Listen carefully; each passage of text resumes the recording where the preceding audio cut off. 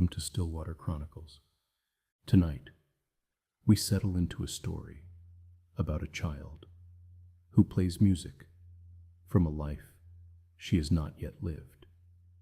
There is a particular quality to the sound of a veena in an empty room. It does not fill the silence the way other instruments do. It does not push against it or crowd it out. It settles into it, slowly, like ink dropped into still water. And the silence adjusts itself around the sound. And the two things exist together, neither one disturbing the other.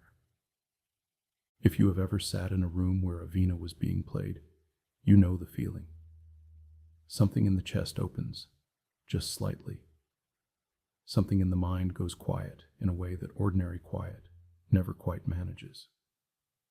The sound is ancient, not old exactly. Ancient, as though it has always existed somewhere, and the instrument is simply the thing that lets you hear it.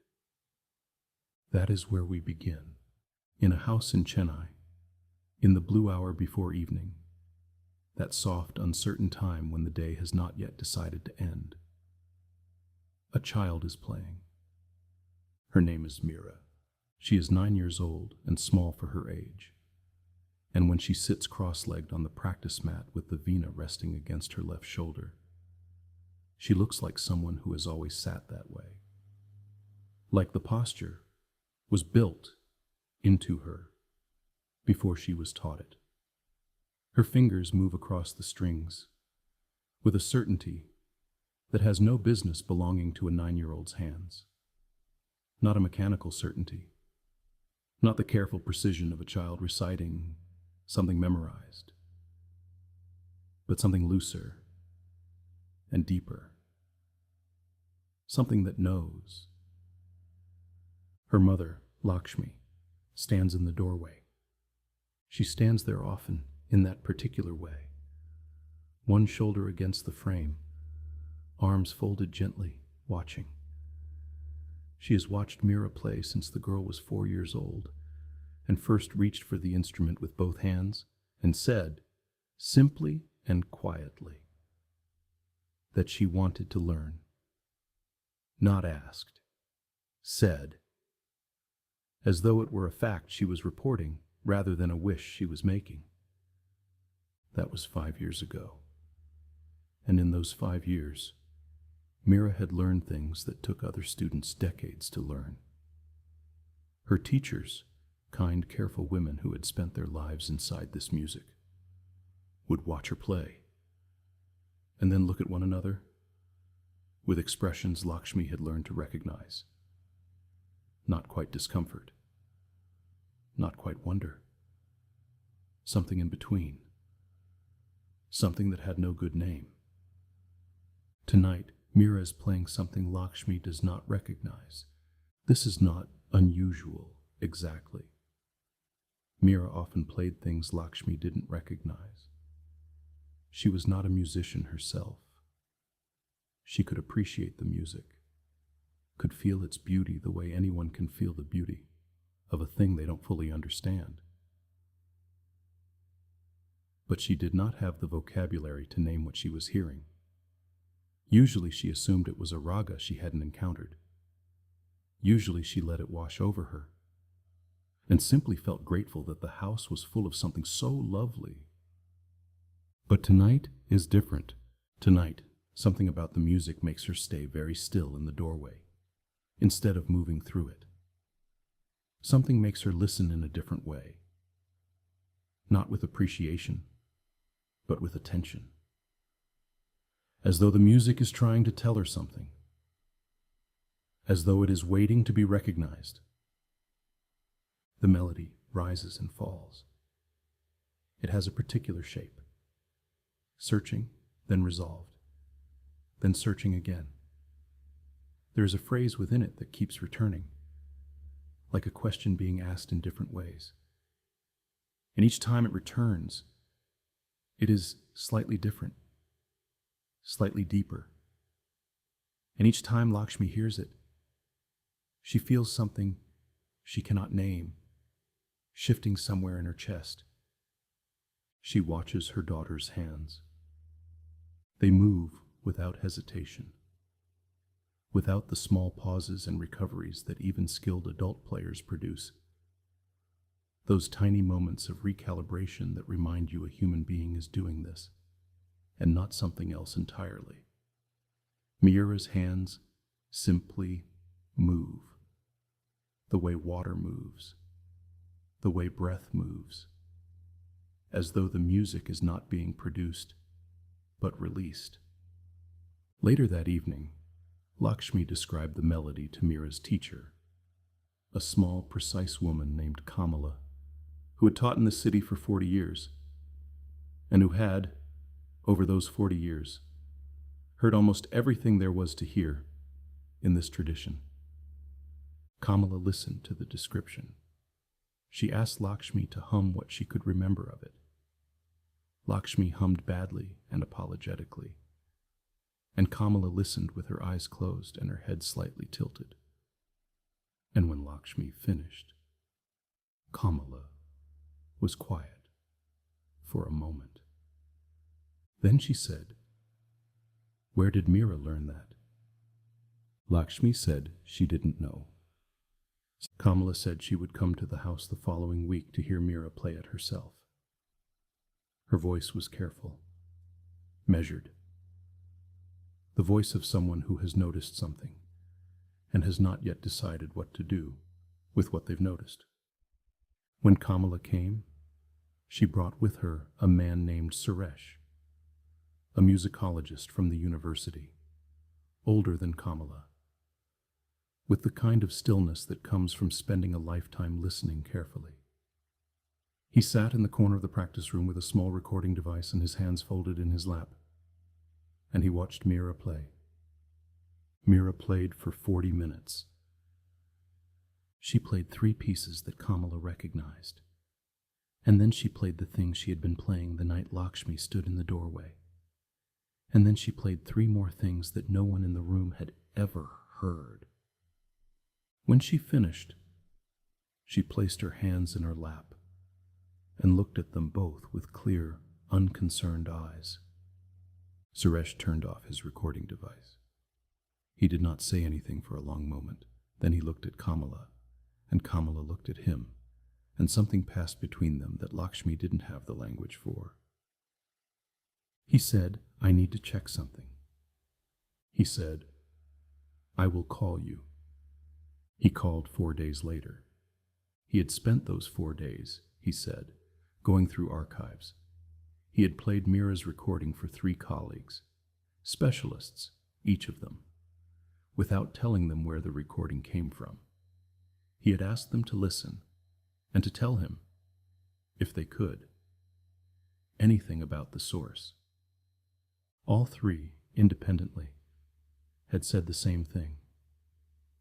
The compositions, they said, bore a strong stylistic resemblance to the work of a singer named Vani Raghunath, a vocalist of extraordinary talent who had worked in Chennai in the 1930s and 1940s, who'd recorded only a small number of pieces before her death at the age of 29, and whose later compositions had been assumed entirely lost. There had been accounts of them, descriptions from students and audience members who had heard her perform in the years before she died, but no recordings, no written scores, no surviving documentation of any kind. Until now. Suresh's voice on the phone was careful and measured and very quiet. He said, "These compositions should not exist. No one living was there to preserve them. No one who heard them would have been able to reproduce them with this degree of accuracy after 80 years. He paused. He said, "Has Meera ever mentioned knowing about Vani Raghunath?" Lakshmi said she had not. Another pause. He said, "Please ask her." That evening, Lakshmi sat beside Meera on the practice mat, not during playing, but after, in the quiet that followed, when the room still held the shape of the music, and the air felt different from the air in the rest of the house. She asked her daughter where the music came from. Meera thought about this for a moment. Not the thinking of a child who is trying to construct an answer, but the thinking of someone searching for the right words for something they already understand. She said, "I just remember it." Lakshmi said, "Remember it from where?" Meera looked at her hands. She turned them over, palms up, and looked at them with an expression Lakshmi had never seen on her daughter's face before. Something old, something patient, something that did not belong to a 9-year-old, and yet sat there, in the lines of her small face completely naturally.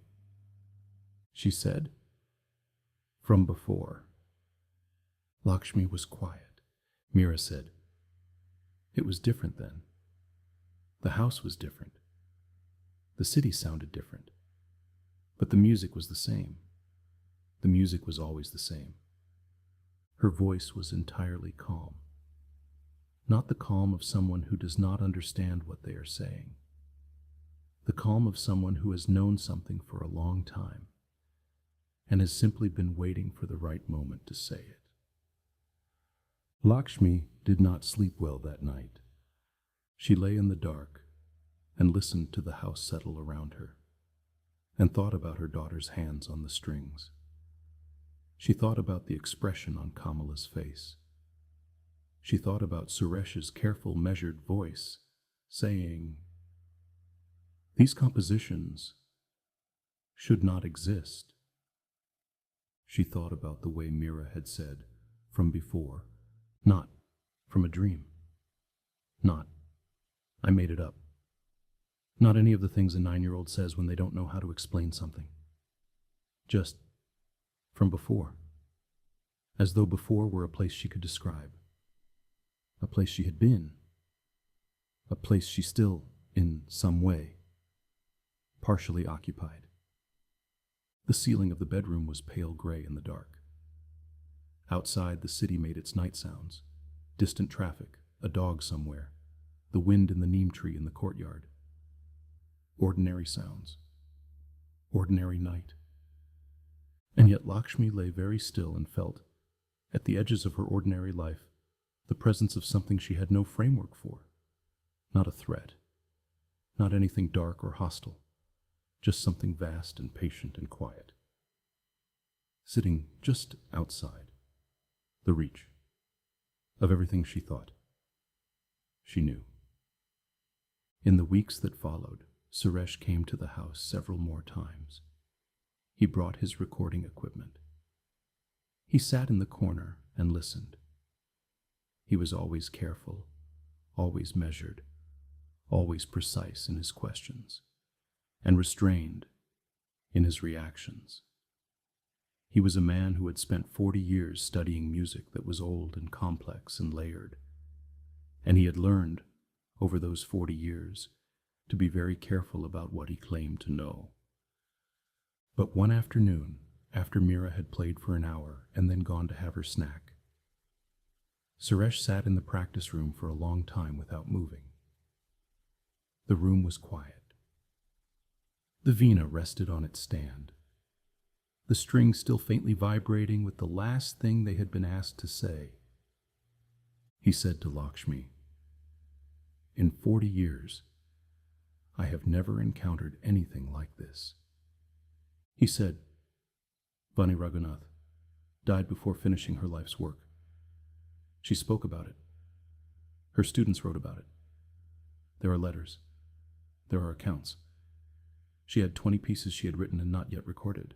She died before she could." He paused. He said, "Meera has played 17 of them." He was quiet again after that.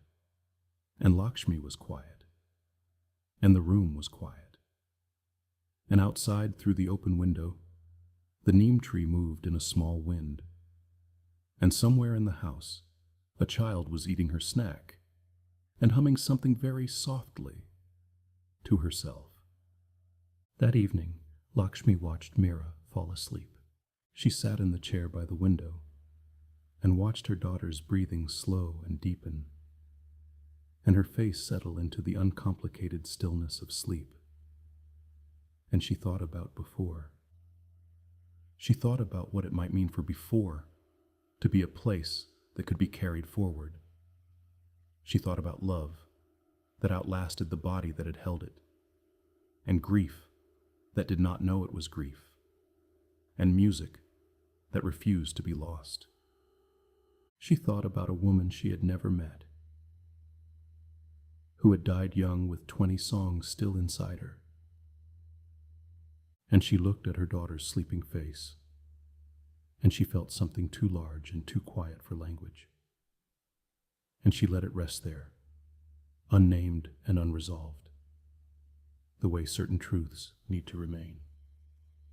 In the morning, Meera woke early and went to the practice room before breakfast. Lakshmi heard the veena from her bedroom, that particular sound, ancient and searching and patient, filling the house in the blue hour before the day began. She did not get up. She lay still and listened. The music moved through its familiar phrases. Searching, then resolved. Searching again. And somewhere in the middle of it, a new phrase appeared. Something Lakshmi had not heard before. Something that sounded, in the quiet of the early morning, like an answer. Thank you for listening to Stillwater Chronicles, where even the smallest hands can carry what was left unfinished. If this stillness stayed with you, if the music found something quiet inside you and settled there, then let it remain a little while longer. Some things are not lost. They are only waiting to be remembered. Rest now. The music knows the way.